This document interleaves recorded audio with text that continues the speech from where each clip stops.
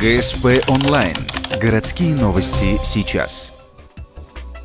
Понедельник, 14:20. Ухтинский технический лицей. Закрытие 4-го ежегодного конкурса среди 5-8 классов «Малая интеграция». На конференции школьники представили свои проекты и исследовательские труды. Всего набрали 57 работ. Их разделили на 6 секций, которые охватывают все направления научной и творческой деятельности. Начинали мы выросли из совсем маленьких мероприятий. Это была работа секции физико-математического.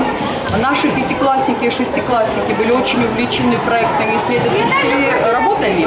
И мы создали им такую вот маленькую работу, маленькую секцию.